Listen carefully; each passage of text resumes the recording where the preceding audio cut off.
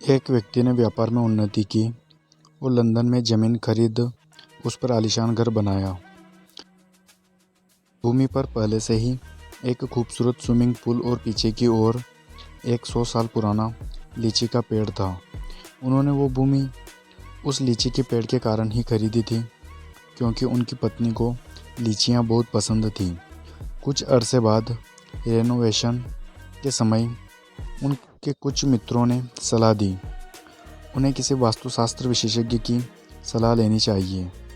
यद्यपि उसे ऐसी बातों पर विश्वास नहीं था, फिर भी मित्रों का मन रखने के लिए उन्होंने बात मान ली और हांगकांग से 30 साल से वास्तुशास्त्र के बेहद प्रसिद्ध मास्टर काऊ को बुलवा लिया। उन्हें एयरपोर्ट से लिया। दोनों ने शहर में खाना खाया और उसके बाद वो उन्हें अपनी कार में लेकर अपने घर की ओर चल दिए।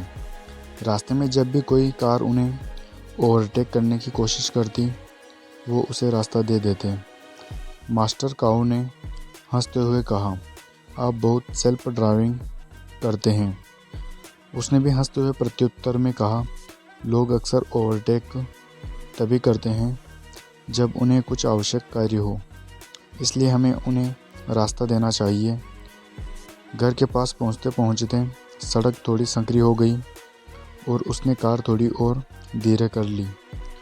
तभी अचानक एक हंसता हुआ बच्चा गली से निकला और तेज़ी से भागते हुए उनकी कार के आगे से सड़क पार कर गया।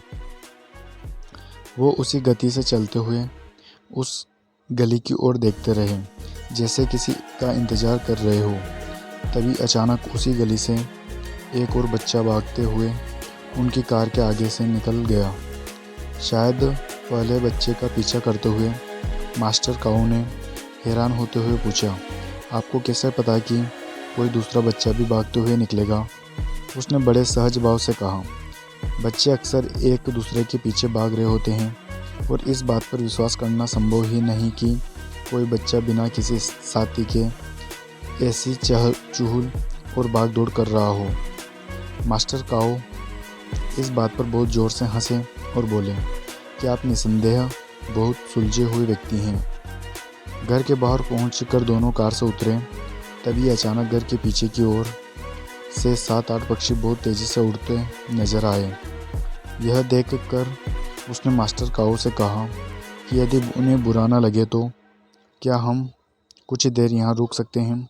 मास्टर काऊ ने कारण जानना चाहा। उसने कहा कि शायद कुछ बच्चे पेड़ से लीचियाँ चुरा रहे होंगे और हमारे अचानक पहुँचने से डर के मारे बच्चियों में भगदड़ न मच जाए। इससे पेड़ से गिरकर किसी बच्चे को चोट भी लग सकती है।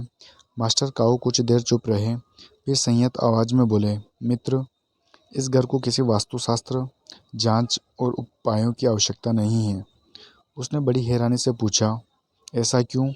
मास्टर काऊ, जहां आप जैसे विवेकपूर्ण व आसपास के लोगों की भलाई सोचने वाले व्यक्ति उपस्थित विद्यमान होंगे, वो स्थान संपत्ति वास्तुशास्त्र नियमों के अनुसार बहुत पवित्र, सुखदायी, फलदायी होगी।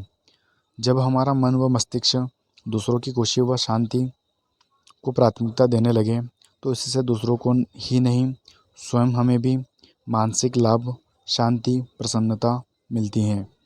जब कोई व्यक्ति सदा स्वयं से पहले दूसरों का भला सोचने लगे तो अनजाने में ही उसे संतत्व प्राप्त हो जाता है, जिसके कारण दूसरों का भला हो रहा होता है व उसे ज्ञानबोध मिल जाता है। भले ही हम प्रण करें, परंतु कोशिश अवश्य करें कि हम में भी ऐसे कुछ गुण विकसित हो जाएं कि हमारे घर को फेंग शुई अथवा वास्तु जैसे किसी जंत्र मंत्र की आवश्यकता ही न रहे।